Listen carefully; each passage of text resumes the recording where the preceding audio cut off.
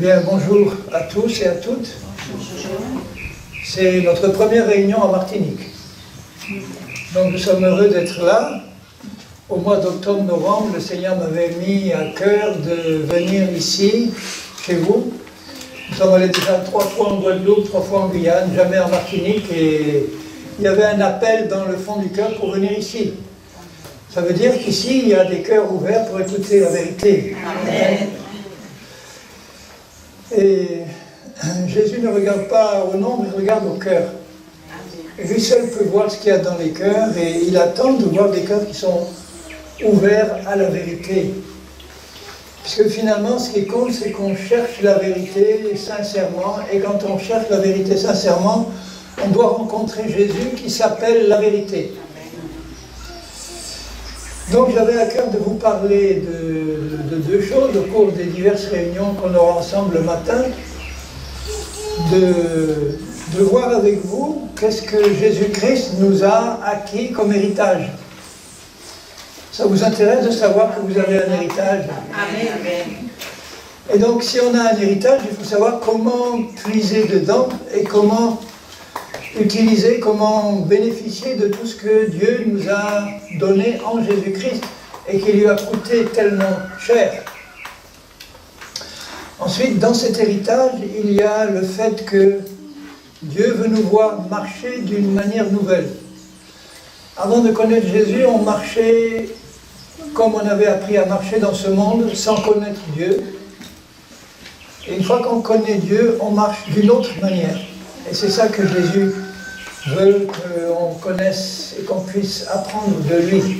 Parce qu'en Christ, nous sommes une nouvelle créature. On n'est pas comme avant.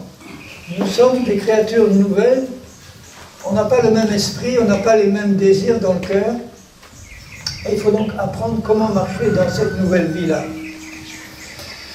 Alors je suis venu vous rappeler quelque chose d'important, c'est que Dieu a envoyé Jésus-Christ, son Fils, pour nous sauver et nous guérir.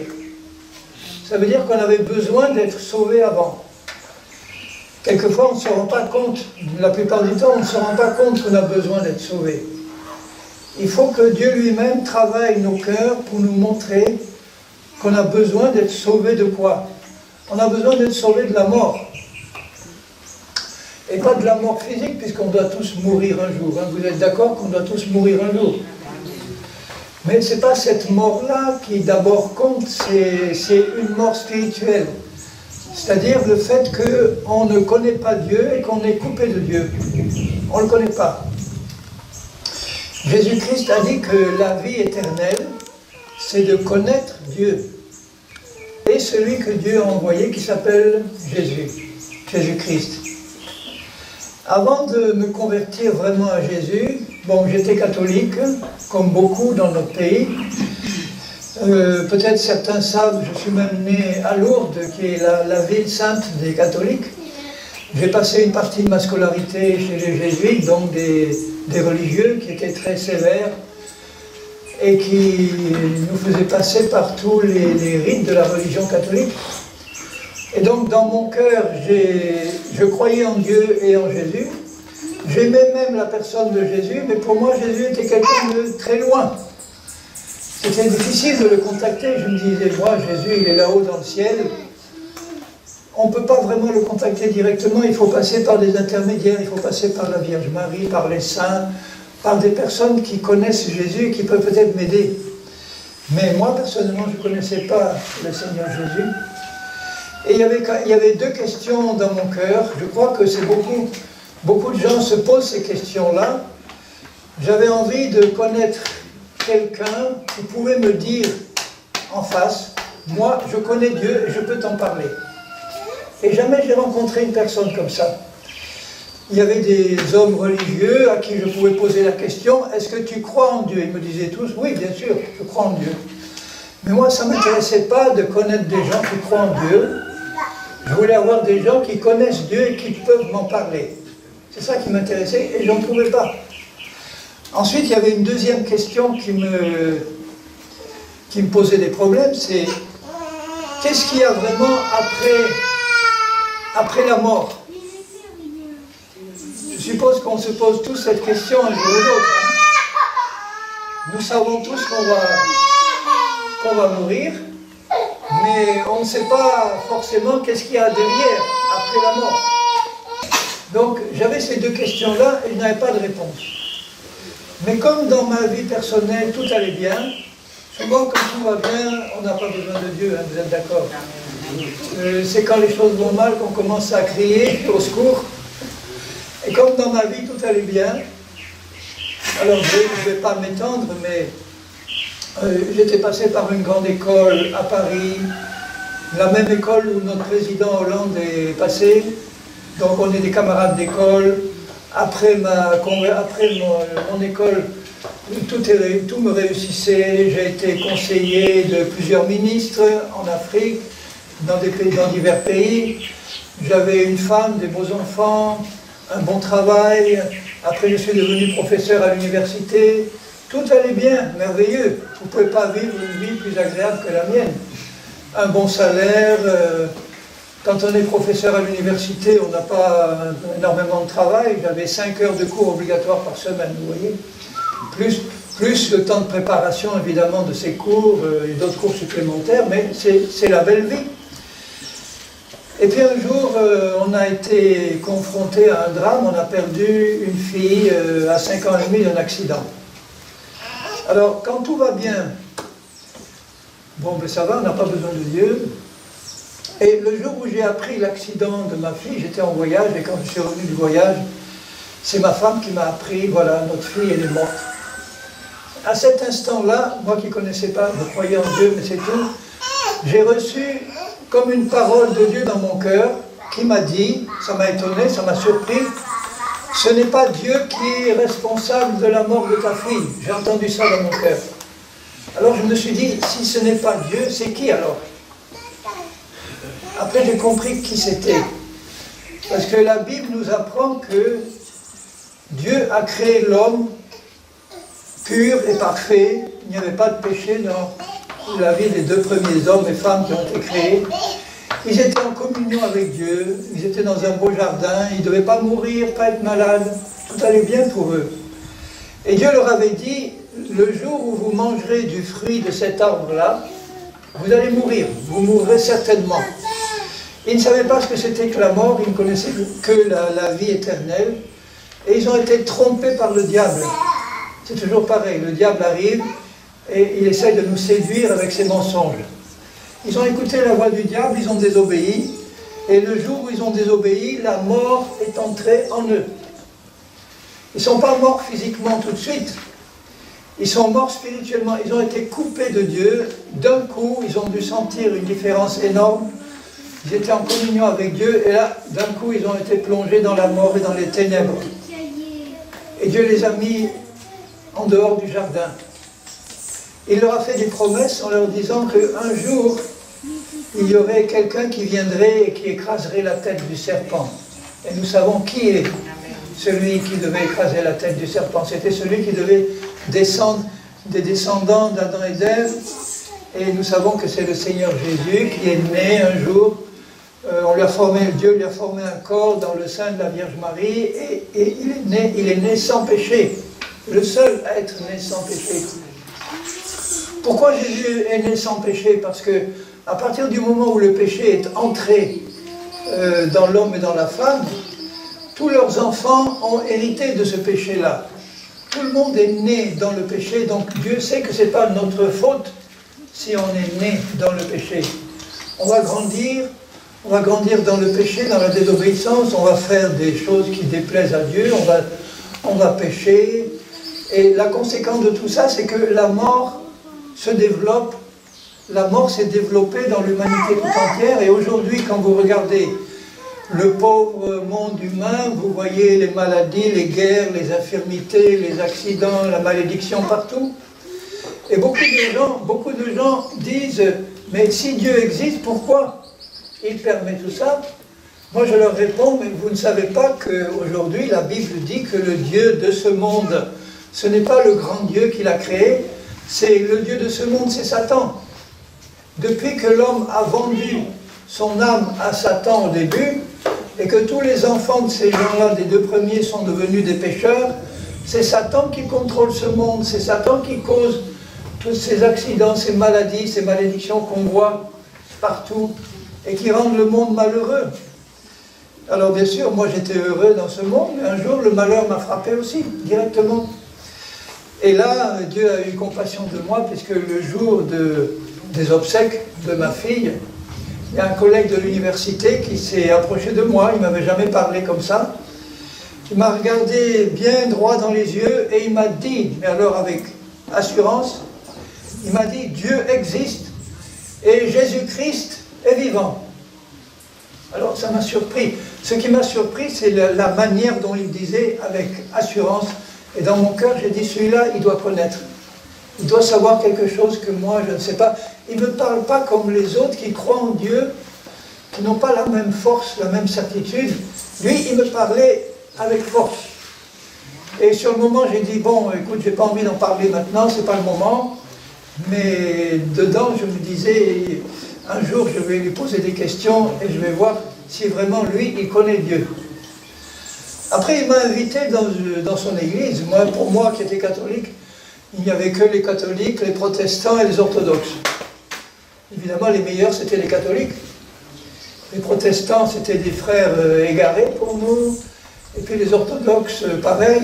Ils s'étaient séparés de la vraie religion, la bonne. Pour moi, c'était l'église catholique. Alors, je lui dis, mais comment elle s'appelle ton église, là? Il me dit, c'est une église évangélique. J'ai dit, église évangélique, moi, j'ai jamais entendu parler de ça. Ça doit être une secte. Donc, je ne vais pas dans ta secte, ça ne m'intéresse pas. Et il m'a dit, mais tu devrais quand même venir, parce que on reçoit dans notre église un pasteur qui est de passage, et il a un témoignage extraordinaire. J'ai dit, ah bon, je ne vais pas aller dans ton église, mais je vais l'inviter chez moi, ton pasteur, et je vais voir si vraiment il est sérieux.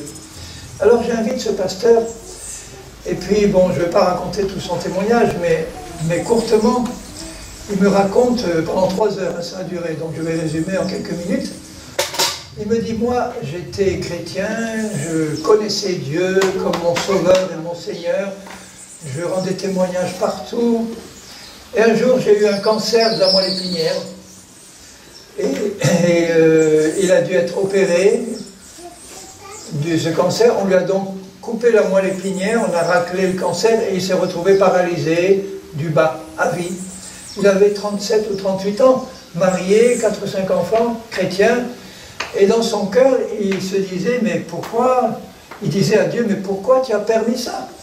Moi, je suis ton enfant, je te sers, je suis fidèle, et voilà que je me retrouve paralysé, jeune, à vie, toute la vie. Et Jésus est intervenu, et il l'a guéri surnaturellement en un instant, alors qu'il était paralysé, qu'il ne pouvait plus marcher. Il s'est levé de son lit, et il a marché dans l'hôpital. Tout le monde disait, mais c'est pas possible, quelqu'un comme lui, avec la moelle épinière coupée, on ne peut pas marcher normalement, il faut un miracle. Jésus a fait un miracle, et après il m'a dit, mais c'est pas fini, parce que quelques années après, il a eu une autre maladie. Et comme Jésus l'avait guéri de la première, cette fois, il a dit, Jésus va me guérir de la deuxième, pareil. C'était une maladie grave, une infection du sang. Il a eu l'infection du sang dans les 2 pieds. La circulation du sang s'est arrêtée dans ses pieds et la gangrène a commencé à venir dans ses doigts de pied. Vous savez ce que c'est que la gangrène, hein? C'est la pourriture. Donc il avait les doigts de pied tout noirs. Et le docteur, qui a été appelé par sa mère, puisqu'il ne voulait même pas aller à l'hôpital, a regardé ça. Il a dit, mais là, il n'y a qu'une chose à faire, il faut couper les pieds, sinon la gangrène va monter, les 2 jambes vont être pourries. Il va falloir couper les 2 jambes complètement. Et il a dit à ce moment-là, non, vous ne me couperez pas mes jambes. Jésus m'a guéri de mon cancer, il va me guérir de la gangrène. Le Seigneur est puissant. Et Dieu ne l'a pas guéri. Alors, il était en train de me raconter, mettez-vous à ma place, moi j'enseignais la psychologie à l'université, et voilà devant là quelqu'un qui me raconte son histoire, moi j'écoute, et il me dit, à un moment donné, j'ai senti la mort venir sur moi. Elle est rentrée par les pieds comme un froid, et j'ai senti la mort qui rentrait, et la mort a touché mon cœur, et quand la mort a touché mon cœur s'est arrêté, et je suis mort. Moi j'avais le mort devant moi, donc ça m'intéressait de connaître la suite. Il me dit, je suis mort et je me suis vu sortir de mon corps. Mon âme, mon esprit, j'ai vu sortir de mon corps, j'ai vu mon corps là dans mon lit. Moi j'étais à côté dans mon esprit et son esprit était en pleine santé. Son esprit n'avait pas la gangrène.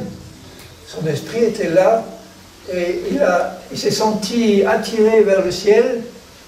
Il s'est senti monter à toute allure vers le ciel et il m'a dit, j'écoutais avec intérêt bien sûr, j'ai vu des portes d'or s'ouvrir devant moi, je suis rentré là et j'ai été placé devant un trône de lumière magnifique avec comme un arc-en-ciel de lumière autour et je n'ai pas vu Dieu sur le trône mais j'ai vu une forme lumineuse qui était là devant moi et j'étais là ébloui.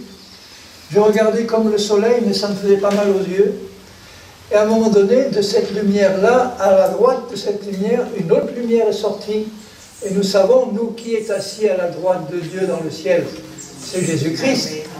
Et cette lumière-là est sortie de la droite du trône, elle s'est approchée de moi, elle a pris une forme humaine, et là, j'ai reconnu celui que je servais depuis des années, le Seigneur Jésus-Christ. Quand on voit Jésus dans le ciel, on le reconnaît tout de suite. Et le Seigneur lui a dit, tu sais, il faut que tu retournes sur la terre, raconter ce que tu as vu dans le ciel, parce qu'il lui a montré plusieurs choses. Il lui a montré la place qu'il attendait dans le ciel, parce que Jésus a dit à tous ses disciples, je vais vous préparer une place là-haut, et quand je l'aurai préparée, je reviendrai vous chercher. Et il va revenir bientôt, il faut être nous qu'on soit prêts à partir. Jésus lui montre la place qu'il a préparée, il lui montre aussi d'autres endroits, il dit, tu vois, ces endroits, ils sont vides, parce qu'il y en a encore beaucoup qui doivent venir là, et ils ne sont pas encore prêts à venir, ce sont des âmes qui doivent se convertir, mais il y a plein de places pour tout le monde. Après, Jésus lui montre un livre, il y a un livre dans sa main, le livre qu'il lui a montré, c'est le même que j'ai moi dans ma main là, c'est la parole de Dieu. Et Jésus lui dit ceci, alors écoutez bien ce que Jésus lui a dit, il faut que tu redescendes sur la terre, dire à tous les hommes que je veux les sauver et les guérir. N'enlève rien, aucune parole de ce livre. N'ajoute rien, n'enlève rien, parce que si tu ajoutes et si tu enlèves une partie de ma puissance. N'enlève rien, n'ajoute rien. Et si tu enlèves une partie de ma puissance, eh bien c'est moi c'est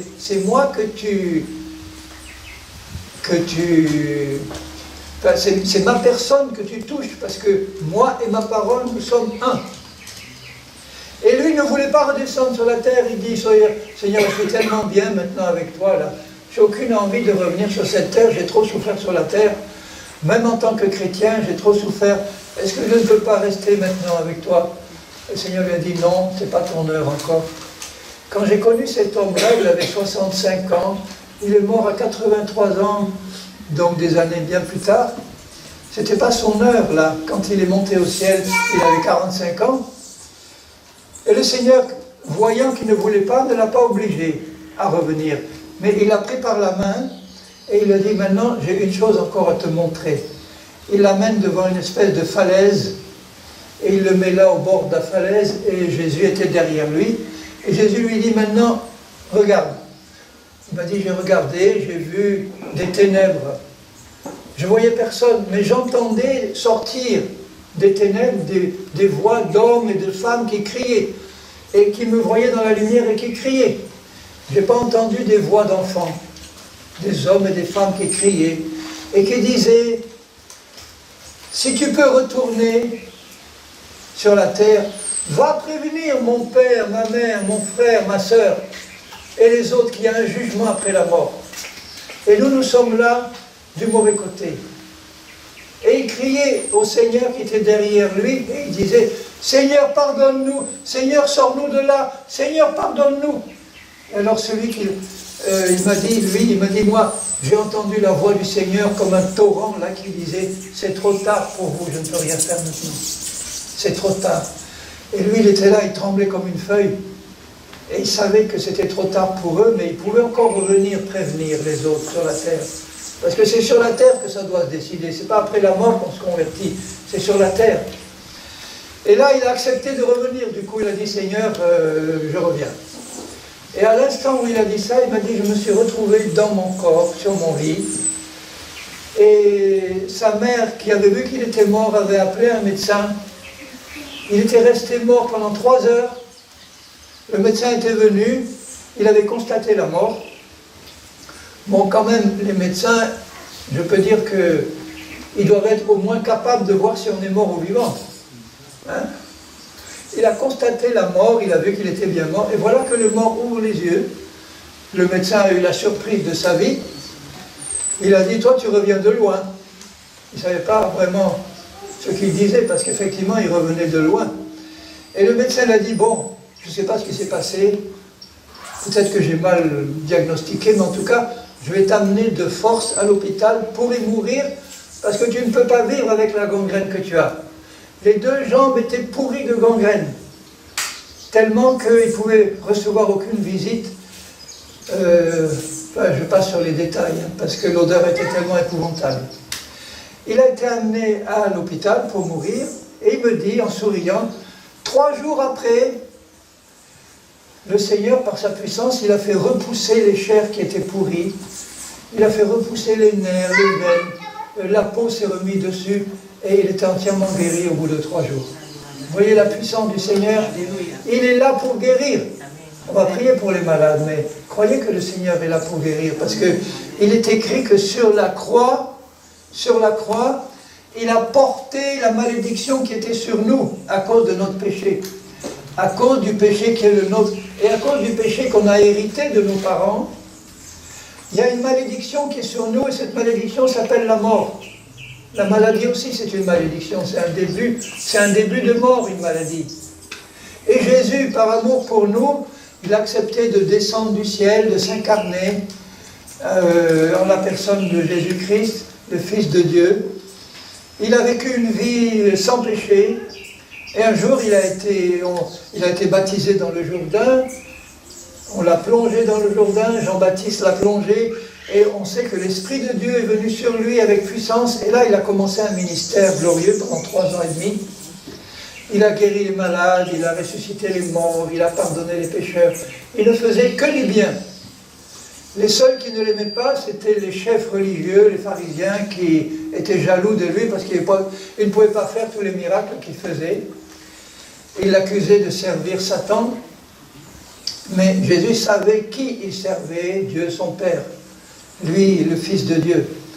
Et au bout de 3 ans et demi, on l'a pris. On l'a battu, on lui a arraché la barbe, les cheveux, on l'a fouetté. Et quand les Romains fouettaient, c'était avec un fouet, avec des crochets de fer au bout qui arrachaient la chair. Souvent, les gens qui étaient fouettés comme ça, ils mouraient tellement c'était dur comme supplice. Ensuite, il a été cloué sur une croix, il est resté 6 heures cloué sur une croix, et à un moment donné, à la 3e heure de son sacrifice, là, les ténèbres ont envahi la terre pendant 3 heures. Et c'est là que le Fils de Dieu a porté dans son corps, il a porté tous nos péchés et toutes nos maladies, il les a portés.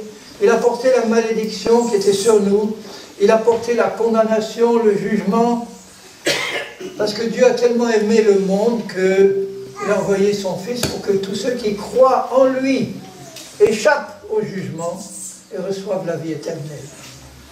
Donc la vie éternelle, c'est quelque chose qui est acquis maintenant pour les hommes du monde entier, mais on ne peut la recevoir que si on se tourne vers Jésus et qu'on le reconnaît comme le Fils de Dieu qui est venu expier nos péchés et qui a pris sur lui la malédiction qui était sur moi. Il y a quelques jours seulement, à l'occasion d'un enterrement, j'étais allé prêcher dans l'église paroissiale catholique de Lourdes, devant des catholiques, donc, et je leur ai cité le passage où Jésus a été crucifié, et à côté de lui, il y avait 2 brigands, un à gauche, un à droite. Et au début, les 2 l'injuriaient, se moquaient de lui, et après, il y en a un qui s'est repenti. Il s'est tourné vers l'autre et il a dit, nous sommes des criminels, c'est juste ce qui nous arrive. Mais lui, là, il n'a rien fait de mal. Et il se tourne vers Jésus.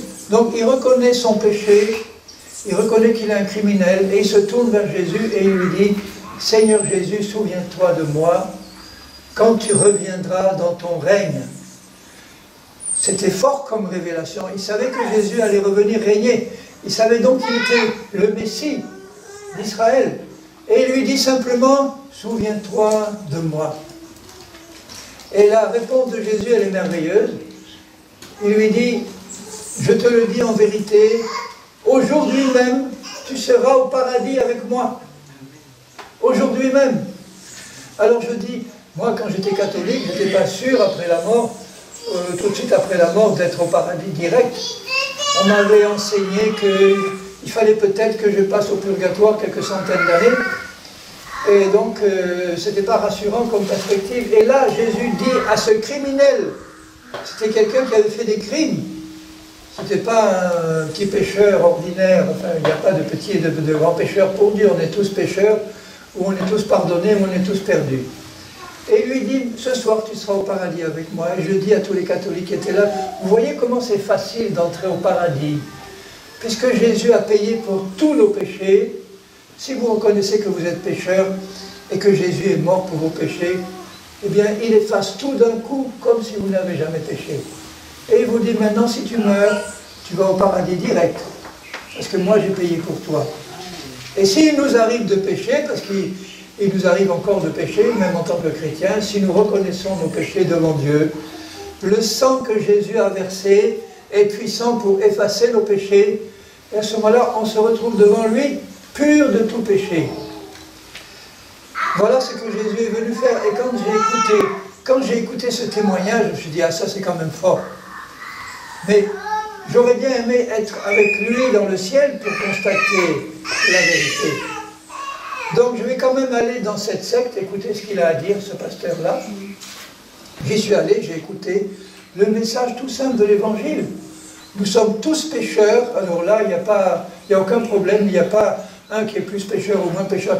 Dès la naissance, on est pécheur de nature, mais on n'a pas encore manifesté le péché dans nos vies. Vous voyez la petite fille qui est là, elle ne sait pas qu'elle a reçu, la pauvre, c'est comme ça depuis Adam et Ève, une nature qui va la pousser à pécher quand elle va grandir, et qu'elle aura besoin de se tourner vers Jésus pour recevoir son salut, comme nous tous. Et donc là, j'ai écouté cet évangile, tous vous êtes pécheurs, et moi qui étais un fils de bonne famille, j'étais pas comme ces jeunes des quartiers, des banlieues, qui se droguaient, qui fumaient, qui volaient. Pour moi, à mes yeux, j'étais quelqu'un de bien. C'est-à-dire, pour Dieu, c'était le pire. Comme le pharisien qui disait dans le temple devant Dieu, « Seigneur, je te remercie que moi je suis bien, moi je paye ma dîme, moi je ne suis pas comme ce publicain qui est là, ce pécheur-là, il n'est pas comme moi je suis bien, lui il n'est pas bien. » Et Jésus dit, ce pharisien-là, il est rentré chez lui, il n'a pas été pardonné. Mais le pauvre publicain qui était là, devant Dieu, qui reconnaissait son péché, qui se battait la poitrine et qui disait « Seigneur, aie compassion de moi qui suis un pécheur. » Jésus dit, celui-là, il est rentré chez lui justifié, pardonné. Voilà. Moi, j'étais comme le pharisien. Moi, je suis bien. Moi, j'ai pas besoin... Non, j'avais vraiment pas conscience que j'étais un pécheur. Mais ce jour-là, quand cet évangile m'a été annoncé par quelqu'un qui avait vu Jésus, qui avait vu le ciel, qui avait vu l'enfer, je vous garantis que quand il prêchait, ça remuait les cœurs. J'étais là, j'écoutais, et peu à peu, le Saint-Esprit en moi m'a convaincu et m'a dit, non seulement tu es pécheur comme les autres, mais tu es pire que les autres parce que tu te crois bien, en plus. Et maintenant, je te fais la grâce de réaliser que dans ton cœur, eh bien, ton cœur a besoin d'être sauvé, comme tout le monde. J'ai écouté ça et j'ai été touché dans mon cœur. Et à la fin, il a fait quelque chose qui m'a dérangé. Il a dit, comme ça arrive de dire dans une réunion chrétienne, il a dit, maintenant tous ceux qui ont été touchés dans leur cœur, levez la main, je vais prier pour vous. Et moi, j'étais enseignant à l'université. Heureusement, c'était une grande salle, il y avait au moins 400 personnes. Je m'étais fait tout petit dans un coin parce que je me disais, s'il y a un de tes étudiants qui est là, ta réputation, elle est fichue. Donc je ne veux pas lever la main, je restais tranquille là dans mon coin. Je n'ai pas levé la main, j'ai écouté la prière. Et pendant qu'il priait dans mon cœur, j'étais convaincu. Et dans mon cœur, j'ai fait la prière, même sans lever la main. j'ai fait la prière, j'ai dit oui Seigneur, je suis un pécheur, j'ai besoin de toi, et je reconnais que tu es mort pour moi, maintenant je te donne ma vie. Et là, il m'a pardonné. C'est là que je sais qu'il a fait de moi une nouvelle personne, dedans, dans mon cœur. Il y a eu encore beaucoup de choses à changer dans ma vie. C'est pas à ce moment-là que je suis devenu parfait du tout, et même maintenant je ne le suis pas. Mais dans mon esprit, là-dedans, il s'est passé une nouvelle naissance. Et on va parler de ce que ça veut dire dans les réunions qu'on aura ensemble. Parce que ce que je n'avais pas compris à ce moment-là, c'est que nous sommes composés de 3 parties, nous, êtres humains. Paul dit, dans une de ses épîtres, et il parle de notre esprit, de notre âme et de notre corps. Et il dit que ces 3 parties-là doivent être amenées à la perfection pour le moment où Jésus va revenir nous prendre pour nous amener avec lui. Pourquoi Jésus revient sur cette terre? Il revient pour chercher une épouse. Vous ne savez peut-être pas que Dieu, quand il offre son salut à tout le monde, il ne veut pas se contenter de pardonner les péchés des hommes. Il veut proposer à tous les hommes qui ont été pardonnés de faire partie de l'épouse de son Fils. C'est quelque chose de très grand, ça. Jésus-Christ, le Fils de Dieu, a eu besoin d'une épouse, parce que Dieu a dit depuis le début, il n'est pas bon que l'homme soit seul. Et c'est pour ça qu'il a donné une épouse à Adam, Ève. Et de même pour le Fils de Dieu, son Père a dit, il n'est pas bon que mon Fils soit seul. Je vais lui préparer une épouse qui va être préparée par moi et qui va être pure, sans ride, ni tache, ni rien d'impur, parce qu'il faut qu'elle soit digne d'être l'épouse de mon Fils. Et il vient chercher cette épouse-là. Alors, je vous lis par exemple le passage dans Éphésiens, l'épître aux Éphésiens, au chapitre 5, où il s'adresse aux chrétiens et il leur montre quel est le plan de Dieu pour tous les chrétiens. Dans Éphésiens 5, au verset 25, il parle aux maris. Alors s'il y a des maris ici, ou des futurs maris, écoutez bien ce que Dieu dit aux maris, et notamment aux maris chrétiens. Il dit, Marie, Éphésiens 5, 25, aimez vos femmes comme Christ a aimé l'Église, et il s'est livré lui-même pour elle, donc il s'est livré à la mort pour elle. Pourquoi? Pour la sanctifier, pour faire d'elle une Église sainte. Il n'y a que Dieu qui peut faire ça. Après l'avoir purifiée par l'eau et la parole, selon les versions, il dit l'eau du baptême, enfin le but c'est que Dieu veut nous prendre tous, nous sommes tous pécheurs, on est donc impurs devant Dieu, mais il nous aime tel qu'on est. Et il n'est pas venu nous rejeter, il est venu nous appeler. Et il appelle tous les pécheurs, il dit, viens, reconnais ton péché devant moi, je vais d'abord l'effacer. Après, je vais faire de toi une nouvelle personne dedans, dans ton esprit. Et puis, je vais venir habiter dans ton cœur, par mon esprit. Et là, je vais commencer avec toi un travail de purification et de sanctification. Je vais continuer à te purifier, à te nettoyer complètement, jusqu'à ce que tu sois absolument pure et parfaite. Et là, je vais t'enlever à la rencontre. Afin de faire paraître, au verset 27, il dit, devant lui, cette Église glorieuse, et cette Église-là, c'est son épouse, la véritable Église. Donc l'épouse de Christ, elle n'est pas composée de n'importe quel chrétien. Elle est composée des chrétiens qui se laissent travailler par Dieu pour être amenés à cet état de perfection que Dieu seul peut faire en nous. Et il dit là, de faire paraître devant lui. Quand est-ce qu'elle va paraître devant lui, cette épouse? Quand elle va être enlevée de la terre pour monter à sa rencontre dans le ciel. Cette épouse glorieuse, sans tache, ni ride, ni rien de semblable, mais sainte et irréprochable. Ça, c'est Dieu qui veut le faire dans nos vies. Ça veut dire que cette épouse-là, ou cette future épouse, elle doit accepter de se donner entièrement à Dieu, en lui disant, écoutez bien, en lui disant, maintenant Seigneur, tu fais ton travail dans ma vie comme tu veux. Je ne veux rien garder pour moi, Je ne veux pas dire je te donne ma vie à 90%, même à 99%, parce que s'il y a 1% qui n'est pas purifié, on n'est pas enlevé. À 100%. Et après, Dieu nous dit, maintenant fais-moi confiance, je vais te montrer comment je vais te faire arriver à cet état-là. Et il dit au mari chrétien, voilà, c'est comme ça que tu dois aimer ta femme. Juste au-dessus, au verset 22, il dit, femmes, soyez soumises à vos maris.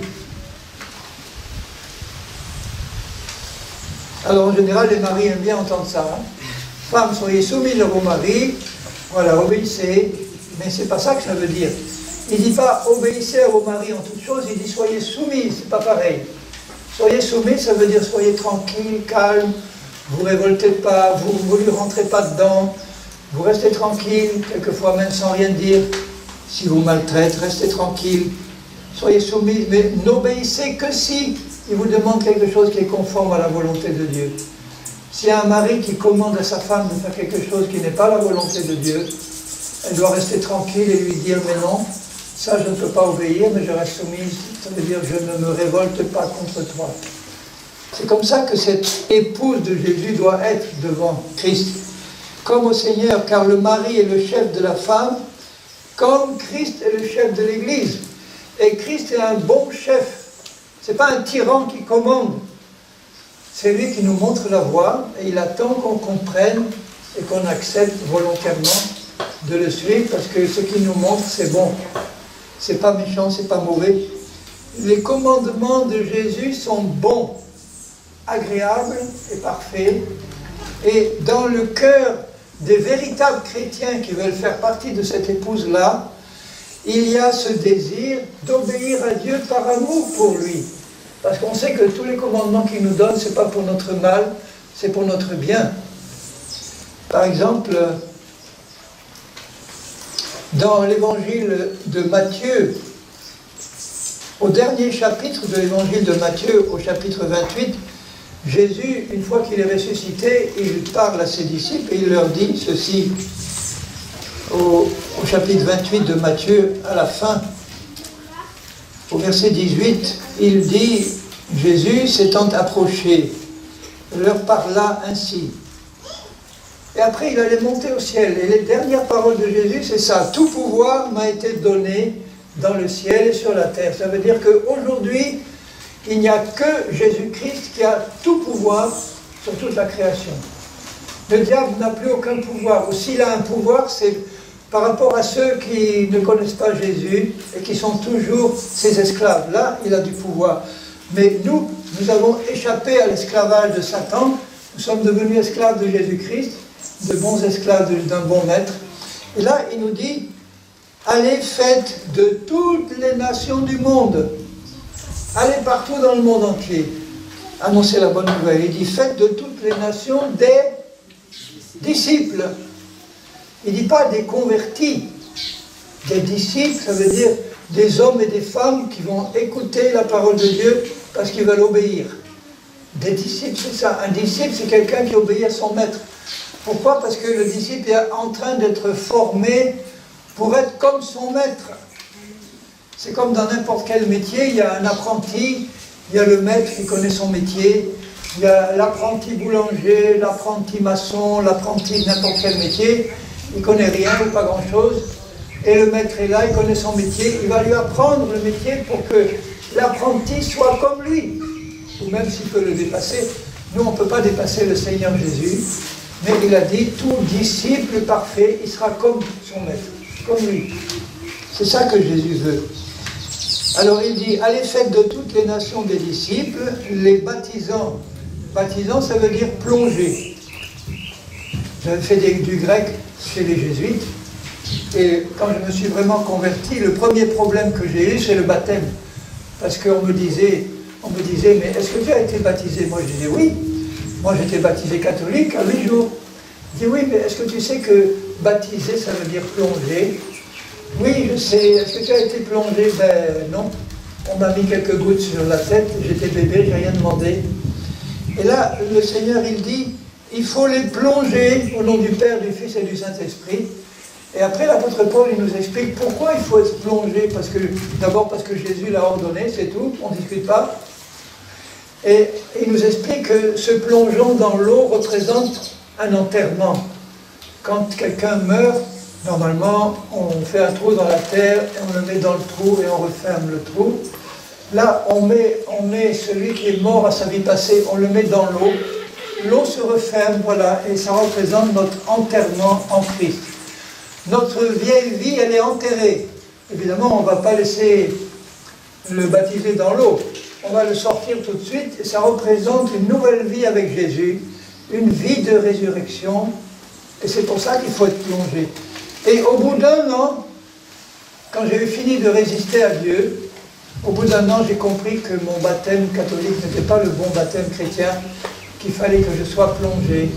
Et je suis allé trouver un pasteur, et je lui ai dit, eh ben, frère, aujourd'hui je veux être plongé. Il a été d'accord, il m'a plongé. Et ça, c'était un an après ma conversion. Normalement, j'aurais dû être plongé le jour même de ma conversion.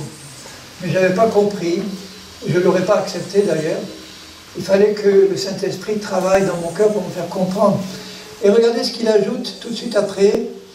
Baptisez-les au nom du Père, du Fils et du Saint-Esprit. Donc s'il y a quelqu'un qui est converti à Jésus ici et qui n'est pas encore plongé, eh bien, il faut le faire rapidement. Ici, il y a de l'eau partout. Il y a la mer, il y a de l'eau.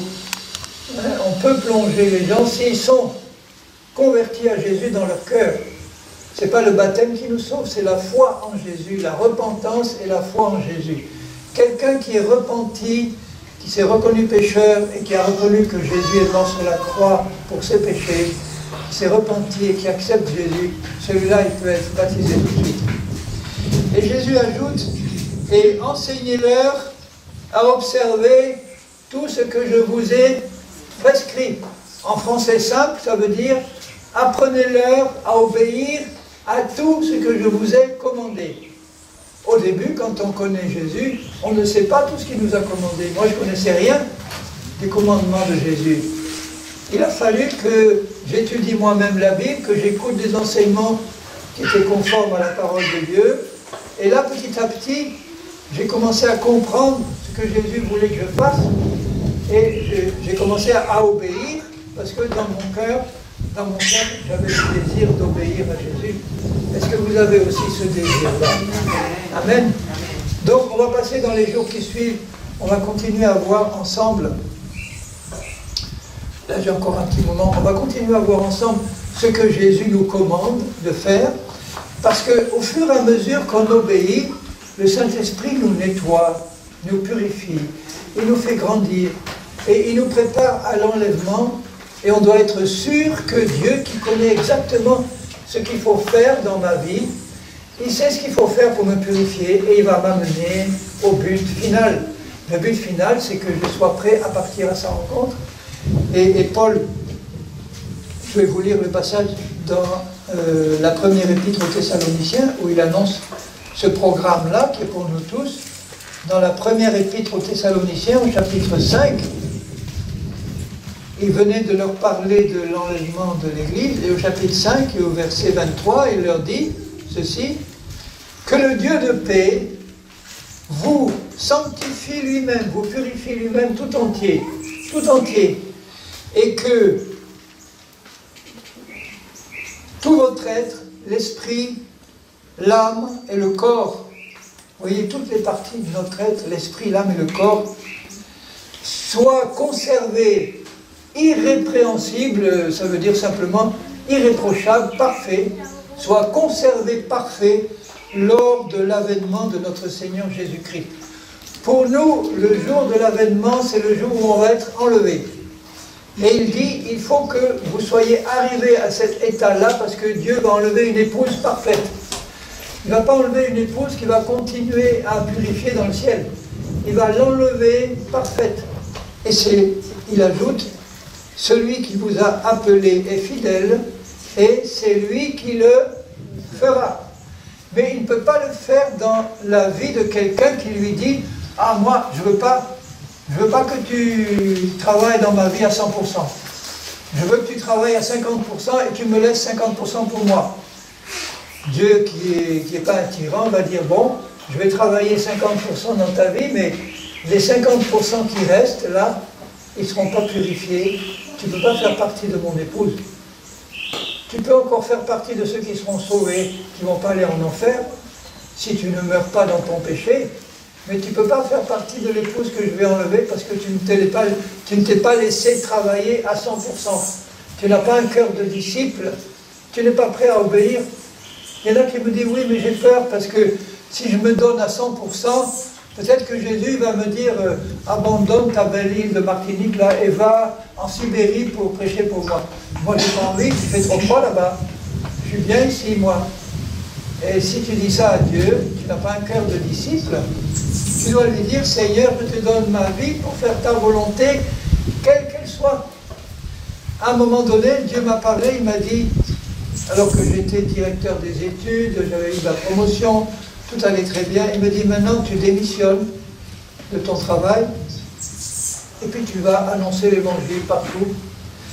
Et puis il me dit, enfin quand je vous dis, il me dit, il ne m'a pas parlé dans mon oreille, mais c'était une voix intérieure dans mon cœur. Il me dit, tu démissionnes, tu vas prêcher l'évangile, sans salaire, sans sécurité sociale, sans chômage, sans demander de l'argent à personne, sans rien demander. C'est moi qui vais pourvoir à tes besoins. Et depuis qu'il m'a dit ça, il a été fidèle tous les jours de ma vie. Et je peux témoigner qu'il a pourvu à tous mes besoins sans que j'ai besoin de demander quoi que ce soit à personne. Parce que Dieu est fidèle. Tout l'or et l'argent du monde lui appartiennent. Il peut vous envoyer à l'autre bout du monde, il va payer d'avance votre billet d'une manière surnaturelle. Tous les jours, ça a été une vie de miracle pour qu'il pourvoie aux besoins de la journée. Dieu est fidèle. Il ne faut pas avoir peur de l'avenir avec lui. Il ne faut pas avoir peur de manquer de quelque chose, parce que tout lui appartient. Alléluia. Amen. Gloire à Dieu. Donc là c'est le début. Ce que je voudrais faire maintenant, c'est passer un moment à prier avec vous. D'abord, je vais faire un appel ici. Je vais demander, comme j'ai entendu le premier jour où j'ai entendu l'évangile, s'il y a ici quelqu'un qui n'a jamais donné son cœur à Jésus, qui a été touché maintenant par le message que j'ai donné, mais qui n'a encore vraiment pas donné sa vie, qui ne s'est pas reconnu pécheur et qui n'a pas vraiment reconnu, comme moi, Jésus qui est mort pour ses péchés, à lui personnellement. Si c'est le cas, eh bien levez la main, je vais prier pour vous là. S'il y a quelqu'un qui a besoin de prier pour être conduit au Seigneur et au pardon de ses péchés, eh bien je voudrais vous aider à le faire maintenant. Alors si c'est le cas, levez la main. Est-ce qu'il y a quelqu'un qui a besoin de se pardonner, de donner sa vie? Moi je sais que je n'ai pas osé lever ma main, mais il m'a pardonné quand même. Donc quand je fais un appel et que je ne vois pas de main se lever, je me rappelle ce qui s'est passé avec moi, et je sais que vos cœurs peuvent être encore touchés. Donc j'ai vu, vous qui avez levé la main, je vais prier pour vous maintenant. Écoutez la prière, parce que c'est dans le cœur que ça se passe. Je vais faire la prière comme si c'était moi qui la faisais à Dieu. Vous allez l'écouter, vous allez l'accompagner dans votre cœur pour qu'elle devienne votre prière à vous. Donc là, je m'approche de Dieu, le Créateur, de Dieu le Père, au nom de Jésus-Christ. Et je te dis, mon Dieu, que maintenant, et vous faites la prière avec moi dans votre cœur, je me reconnais pécheur devant toi. D'ailleurs, dites-le à voix basse à Dieu. C'est pas qu'il n'entend pas ce qui se passe dans votre cœur. Le fait de le dire à voix basse est important pour Dieu parce que la confession qui vient du cœur, elle a besoin d'être exprimée par la bouche. Alors vous dites, Seigneur mon Dieu, je me reconnais pécheur devant toi, mais je reconnais aussi que tu as envoyé Jésus-Christ pour mourir sur la croix pour moi. Et que maintenant que je me reconnais pécheur devant toi, je sais que toi qui es mort sur la croix pour moi, tu m'accueilles maintenant et tu pardonnes tous mes péchés. Je reconnais que le sang que tu as versé sur la croix, il est suffisant pour effacer tous mes péchés. Et maintenant, selon ta parole, parce que tu n'es pas un homme pour mentir, tu me dis que si nous confessons Jésus-Christ, tous nos péchés sont pardonnés. Et je crois que tu le fais maintenant pour moi. Maintenant, je te donne ma vie entièrement. Je te prie de conduire ma vie jusqu'à ce jour où tu vas venir enlever ton Église véritable, ton épouse. Je me donne à toi complètement. Maintenant, l'engagement que je fais devant toi, c'est de suivre Jésus-Christ. C'est de suivre ta parole. C'est d'apprendre la vérité. C'est d'étudier moi-même ta parole pour connaître ce que tu me demandes, pour connaître ta volonté. Et je sais, j'ai là dans le cœur l'assurance que tu vas m'amener au but, parce que nous venons de le lire. C'est toi qui le feras, et c'est toi qui vas m'amener au but final avec toi. Alors merci pour le salut que j'ai reçu maintenant. Merci parce que tu es fidèle, et je sais que toi, dans ta fidélité, tu me conduiras jusque dans la vie éternelle avec toi. Au nom de Jésus-Christ. Amen. Amen, amen, amen. Et maintenant, vous qui êtes ici, je suppose donc que vous connaissez déjà Jésus-Christ comme votre Sauveur et Seigneur, et que vous avez donc accepté Jésus comme Seigneur, comme celui qui vous donne des commandements qui sont bons, agréables et parfaits, que vous êtes passé par le baptême d'eau. Si ce n'est pas le cas, eh bien, si vous êtes membre d'une église qui pratique le baptême d'eau par immersion, si vous n'avez pas fait, allez trouver votre pasteur et dites-lui, pasteur, maintenant j'ai compris, parce que j'ai donné mon cœur et ma vie au Seigneur, j'ai compris que je dois obéir à son ordre et que je dois passer par un baptême d'eau par immersion, et insister auprès du pasteur pour qu'il le fasse le plus vite possible. Si vous n'êtes pas membre d'une église, eh bien, nous sommes ici en Martinique jusqu'au 14 avril. Et si vous n'êtes pas membre d'une assemblée, laissez le Seigneur vous diriger. Je conseille toujours aux frères et aux sœurs qui se convertissent, je leur dis, allez faire un tour dans votre environnement des églises évangéliques qui peuvent s'y trouver, et demandez à Dieu qu'il vous montre où peut être votre place. C'est lui qui va vous diriger, soit dans une église, soit dans un groupe, soit là où des chrétiens qui aiment la vérité se réunissent et sont décidés d'étudier ensemble sa parole pour obéir et pour continuer d'avancer dans la connaissance de sa volonté. Il va le faire, il va vous guider.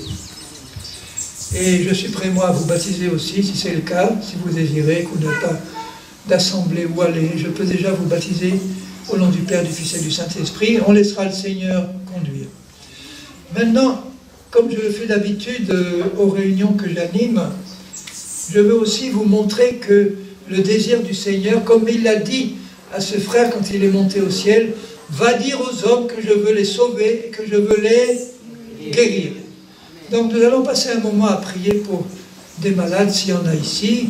S'il y a des malades ou des gens qui ont besoin d'une guérison, eh bien on va prier pour vous, pour que le Seigneur vous guérisse. Comme nous ne sommes pas très nombreux, on peut le faire individuellement. Quand on est nombreux, je fais une prière collective, et ça revient au même, le Seigneur il est là au milieu de nous par son esprit. Lui, il va toucher les malades qui sont prêts à croire que Dieu veut les guérir. C'est ça que je vous demande, frères et sœurs. Croyez que Dieu veut vous sauver, mais croyez qu'il veut aussi vous guérir. Et pourquoi il veut vous guérir? Parce qu'il a porté sur la croix nos maladies et nos infirmités, et que par ses meurtrissures, il nous a déjà guéris il y a 2000 ans. Et c'est dommage de savoir qu'il nous a déjà guéris et de ne pas profiter de ce qu'il a accompli pour nous.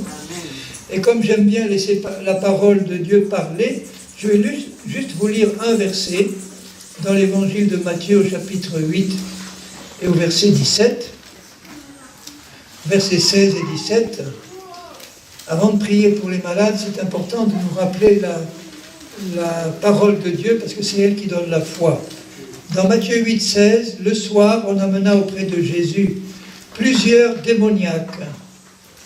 Il chassa les démons par sa parole, et ensuite il guérit tous les malades présents.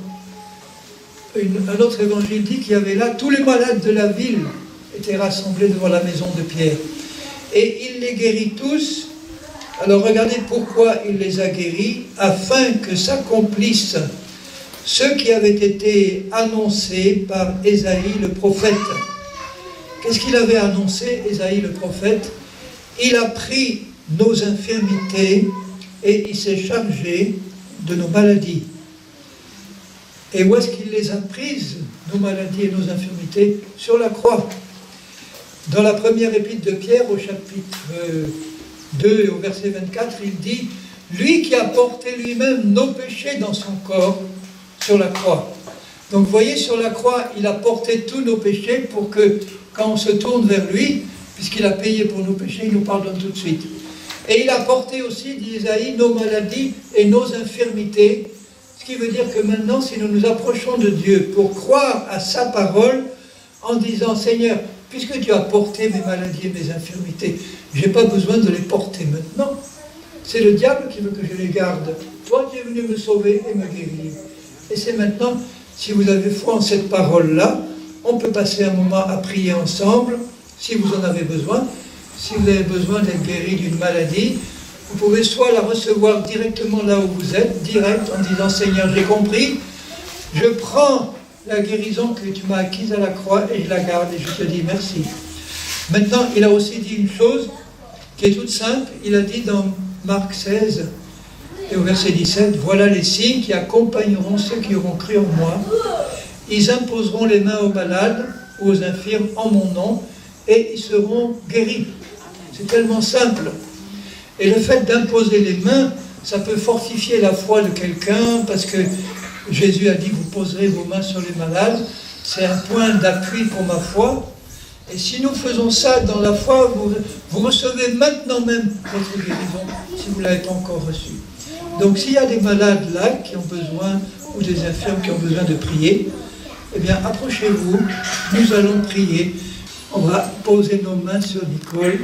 Et alors ce que Dieu va te demander, ma sœur, c'est au moment même où nos mains se posent sur toi, de te considérer comme guéri.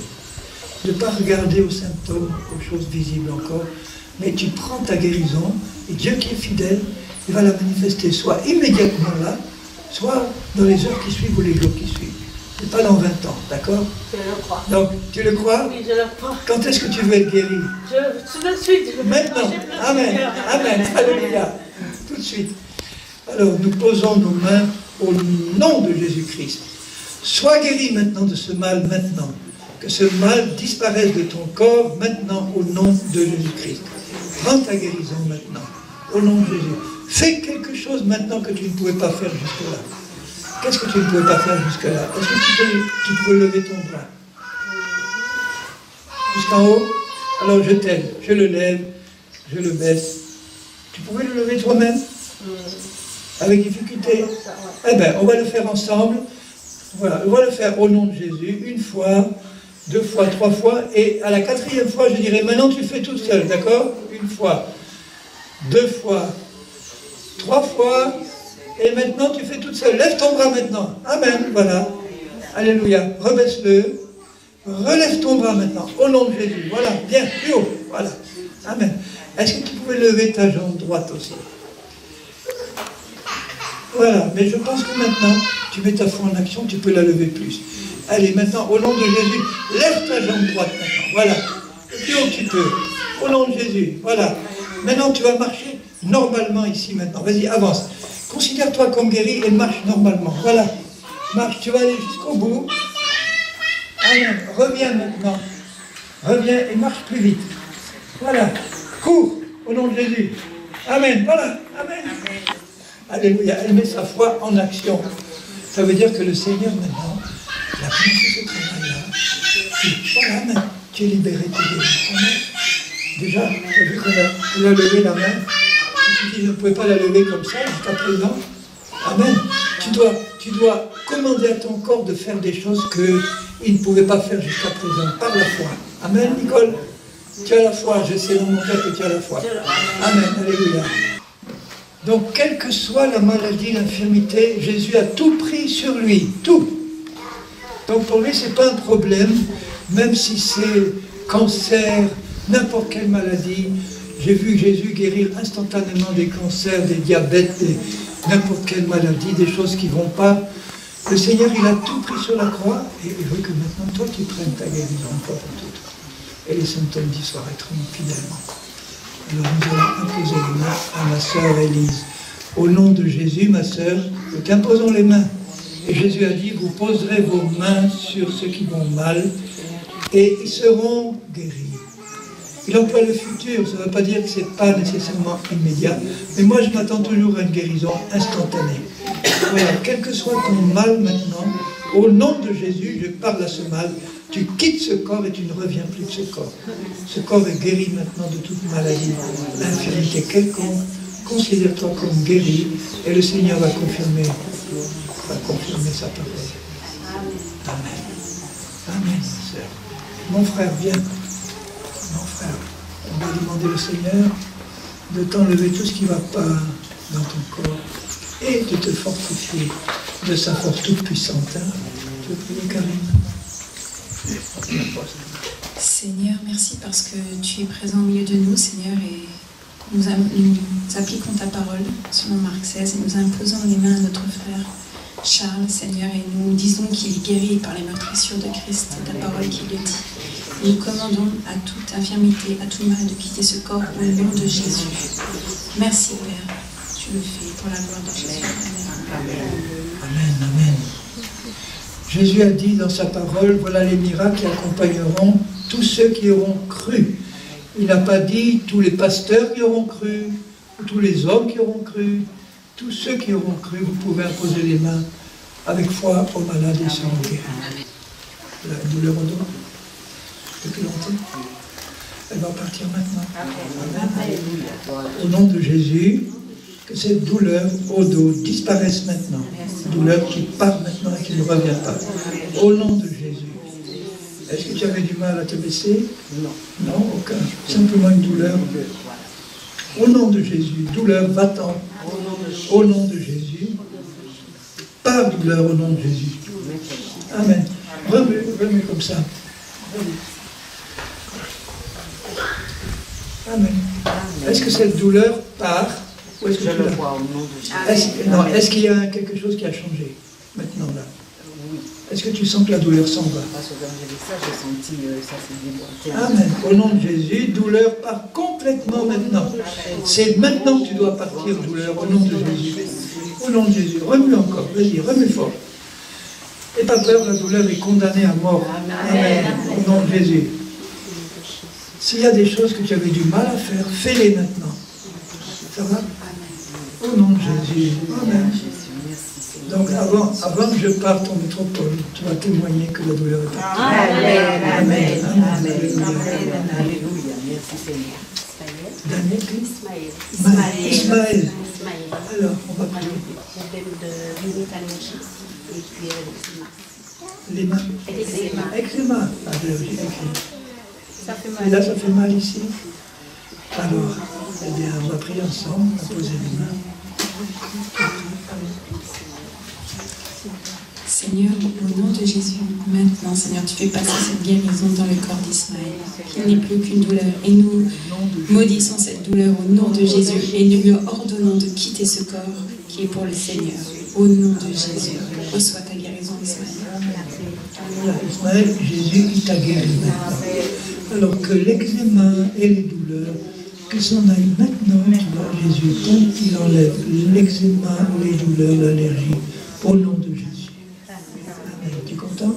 Eh bien, tu dis merci Jésus. Merci Jésus. Gloire à Dieu. Oui, bonjour frères et sœurs.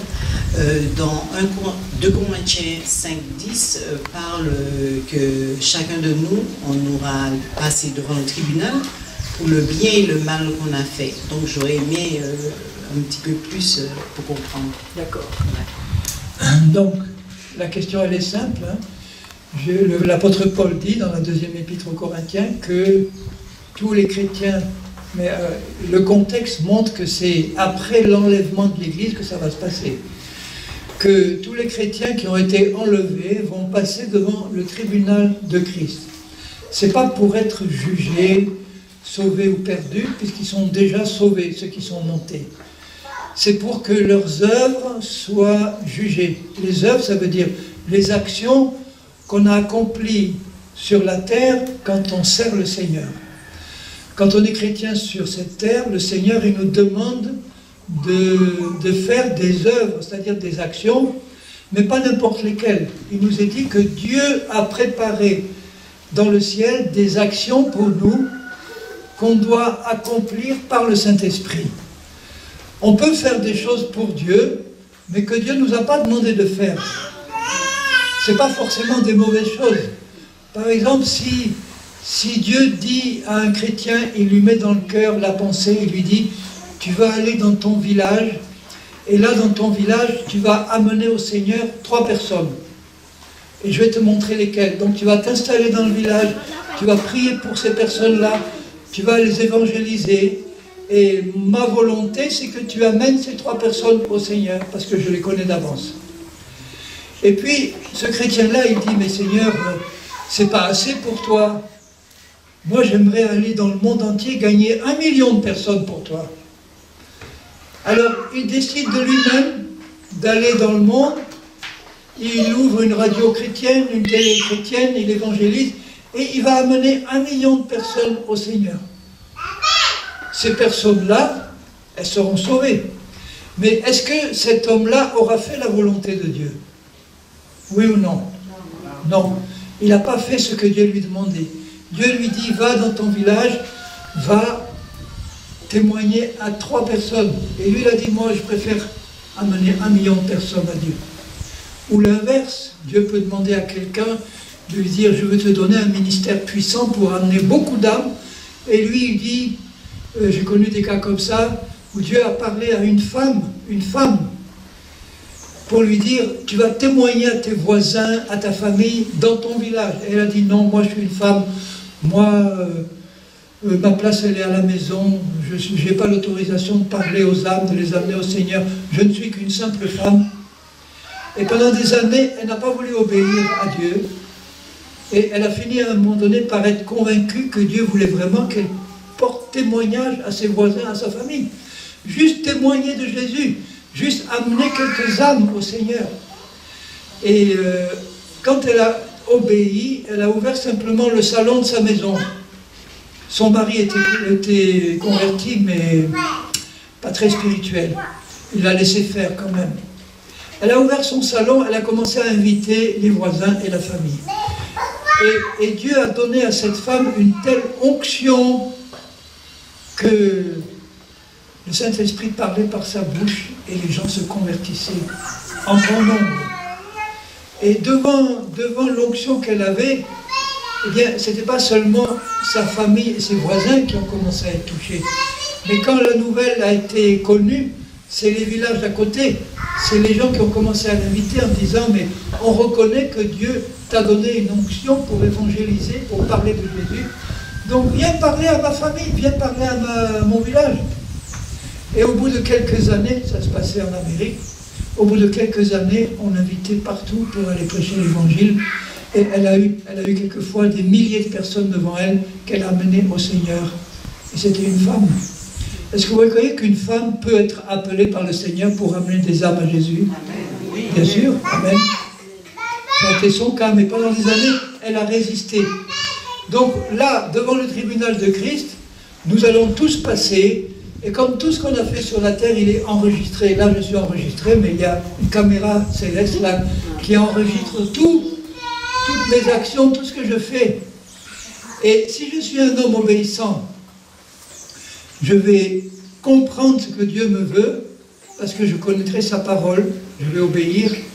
Et quand le Saint-Esprit parle à mon cœur ou me donne des convictions, je vais obéir. Et là, je vais accomplir les œuvres que Dieu a préparées lui-même. Et si c'est des œuvres que moi, je vais accomplir parce que ce sont les miennes, devant le tribunal de Christ, toutes mes œuvres vont venir à la lumière. Les œuvres qui ne sont pas celles que Dieu avait prévues pour moi, là, il ne parle pas des péchés que j'ai commis. Les péchés que j'ai commis, ils sont effacés par le sang de Jésus. C'est toutes les œuvres que j'ai faites pour Dieu. Ou les témoignages que j'ai pu donner. Si c'est fait dans la chair, d'une manière humaine, une manière qui n'est pas conduite par l'Esprit de Dieu, ça va être brûlé au feu devant le tribunal de Dieu. Il ne restera rien.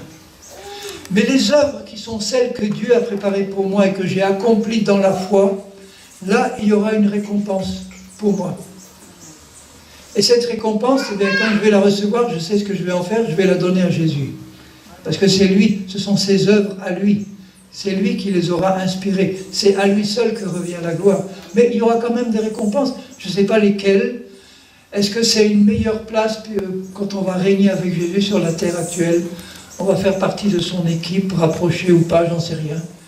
En tout cas, le désir de mon cœur, c'est d'obéir à Dieu et d'obéir à ce que sa parole nous dit et ce que son esprit nous dit. Et si je fais ça, là, je vais accomplir les œuvres qu'il a préparées lui-même. Et il y aura une récompense pour la gloire de Dieu. Voilà ce qui va se passer devant le tribunal de Christ. Ça va être fait quand l'Église sera enlevée. Après, quand tout le monde aura passé devant le tribunal de Christ, ça va prendre un certain temps, parce qu'il y en aura quand même des millions de personnes à passer là. Après, il y aura les noces de l'agneau de Dieu. C'est-à-dire qu'entre son épouse et lui, il va y avoir les noces de l'agneau. Si on a le temps d'en parler pendant cette mission, on en parlera. Mais l'essentiel, c'est de partir à la rencontre du Seigneur. Vous êtes d'accord, hein?